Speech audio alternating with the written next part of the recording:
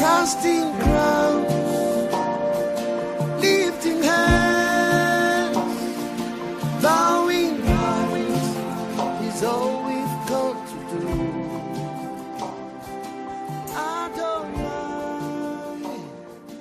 The Lord. This morning I want to talk briefly about the Israelites. When the Israelites, 12 tribes sent representatives to see what was happening in the land of Canaan, where they were to go. So it came a time when Moses had to send people to go and see where they were going would be. And therefore, I want to read about 2 scriptures that talks about that, and then we are going to discuss and hear what the Lord wants us to hear. So I will start with the Numbers chapter 13 verse 30. Says, then Caleb silenced the people before Moses and said, we should go up and take possession of the land, for we can certainly do it. Joshua 14 verse 6 says, now the men of Judah approached Joshua at Gilgal, and Caleb, son of Jephunneh, the Kenizzite, saying to him, you know what the Lord said to Moses, the man of God at Kadesh Barnea, about you and me. I was 40 years old when Moses, the servant of God, when the servant of the Lord sent me from Kadesh Barnea to explore the land, and I brought him back a report according to my conviction. But my brothers who were up with me made the hearts of people melt with fear. I, however, followed the Lord my God wholeheartedly. Father, in the name of Jesus Christ, we come before thee this wonderful morning. I pray that you are going to help your people understand your word, and that you are going to speak unto us the way you want. This day we understand you, Lord, in the name of Jesus Christ. I pray that, my Lord, my God, you are going to make use of me as a vessel, that you are going to reach your people, that you are going to enlighten your people, that you are going to encourage your people, that you are going to uplift your people. In the name of Jesus Christ, bless us all. In the name of Jesus, we pray and believe.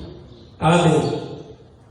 About the spies who were sent by Moses, it is not a story that is new to us, but we understand that each tribe, or in other words, the sons of Jacob, the 12 of them, had a representative to go to Canaan and see what they were to get there.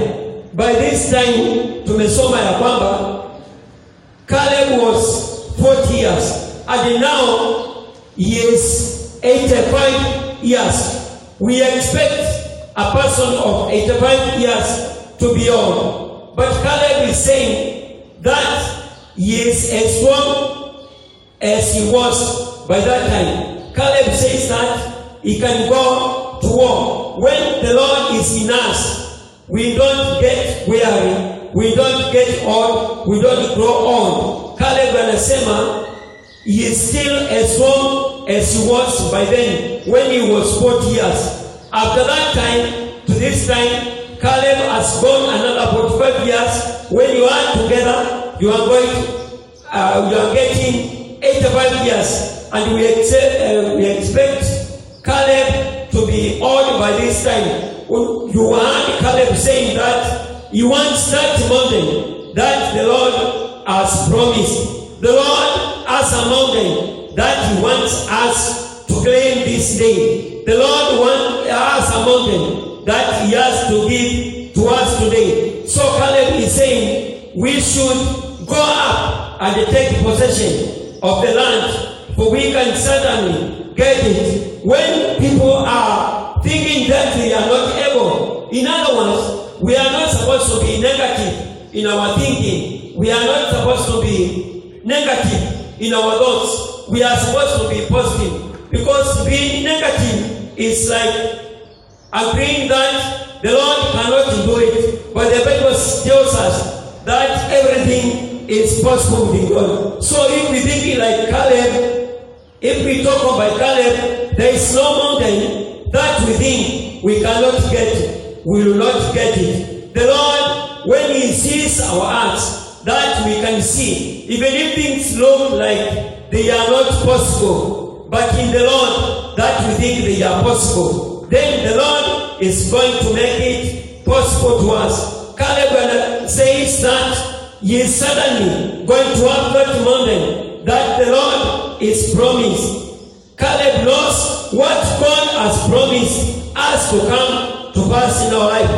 And then Joshua says, now give me, Caleb says to Joshua, now give me this hill country that the Lord promised me that day. That is the day when Moses was talking to Caleb and Joshua. When Joshua and Caleb came to Moses, other people were bringing a negative report to Joshua, to Moses. But Caleb and Joshua, they were convicted of what they had seen, of what they have heard, of what they had experienced. And they told Moses, it is not true what the people are saying. Even though they are saying that the people whom we found there, the people whom we saw there, they are bigger than we are. We saw ourselves like grasshoppers. But Caleb and Joshua did not see themselves as the other people saw. So I have come to tell you that what you think you are, what you tell yourself you are, that is what you get. So Caleb saw that he is able to chase away the people who are living in the land that he had gone to spy, and that he is going to occupy the mountain that he is saying. The mountain that Caleb is saying he should be given is what we have called Hebron. In doing what we do, we are supposed to, in getting what God has promised to us, there is something that we are supposed to do so that we can get that. And that is setting the goals. If we don't set goals, then we don't see where we are going. Then we don't know what will happen to us. So in setting goals, then we are able to see what we are going to get tomorrow. So in setting goals, one, it shouldn't be in line with what God has promised. That's why you hear Caleb saying, let us go up, because we can certainly get it. That you can also read it from the book of Deuteronomy, chapter 1, 34 through verse 36. Caleb succeeded because he got what the Lord has promised in that. Caleb succeeded because he also possessed Hebron, which the Lord had promised. That's why Caleb was convinced that he should be given the hill country that the Lord had promised he will get when he gets to that land. When we are setting goals also, it is not for the old, it is not for the young. Setting goals, it is for all of us. All of us can set goals, just as Caleb and Joshua, when they went to spy the land, they set goals. So setting goals, it is not for one people, or it is not for chosen people. It is for everybody. Setting goals, it is for the old. Setting goals, it is for the young. Caleb is now old, but his age goes. Caleb is now growing on. Joshua is old enough, but then they had conviction that the Lord, what he had promised to them, he was going to give unto them. Praise the Lord. Setting goals, sometimes when we are setting goals, we should reach out our goals, requirements. Or in other words, when we are setting goals, it takes us efforts and it takes us the power of God. That's why we hear Caleb saying, I am as strong as I was 40 years. Now Caleb, we have read that he is 80 years. So Caleb, if he is 80 years, we are expecting Joshua to be older than that. So when we are setting goals, it should be what the Lord asks or what the Lord requires from us. What the Lord requires from us. That means now we should put more efforts. That's why Caleb is saying he is as strong as he was when he went there. That we can find in Joshua 14. So, when the Lord helps us, when we are setting goals, we should let the Lord to help us. Because when the Lord helps us, there is nothing that is difficult to us. So, when we let God help us, God will help us to achieve what He has promised. We see that Moses won. We know that Moses was not able to speak well. But the Lord, because He was with Moses, because He was in Moses, He gave Moses power. He helped Moses. And He gave words to the brother of Moses, whom we know he was called Aaron. And Moses was able to deliver what the Lord wanted the Israelites do. So it was longer time, but God used Aaron to speak on behalf of Moses. So if Moses won, then we can also win. Then you can also win. Then the church can also win. Then the world can also win. It doesn't matter the magnitude of the disease that overtaken the world as God. But when we are in the Lord, when the Lord is helping us, we can overcome COVID-19. Praise the Lord. Amen. So if David won also, when he met Goliath, we know that David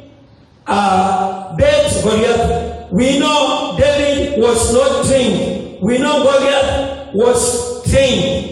But all in all, although he was not trained, because the Lord was within David, because the Lord helped David, just like the Lord helped David, the Lord today is able to help us, and that we can become a winner as David became a winner. That he beat Goliath. We saw that when Goliath was calling David all kinds of names, David used the same that Goliath had said to him, and he returned that one. When the angel came to Gideon, Gideon saw that the Amalekites were many. They were more, and he was told by God to choose people whom he could go to war with. We saw that when we read from the book of Judges, Gideon chose about 300,000 people. But God told him those people were so many, so he wanted them to be reduced. And Gideon reduced those people up to 300. And God used the 300 people, and he won a great army. So even Gideon won that time. Today, when the Lord is with us, when our goals, we are being helped by God, we can win just like Gideon won that time. We see that Jesus won when he resurrected. Jesus came through many tribulations.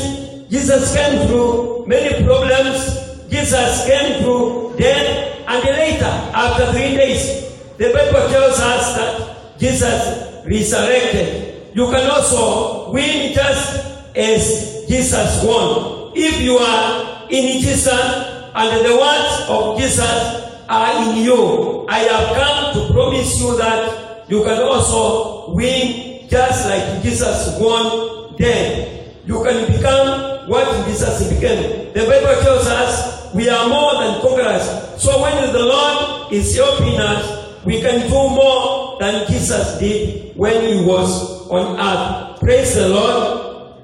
So we saw also Caleb when they went to spy the land.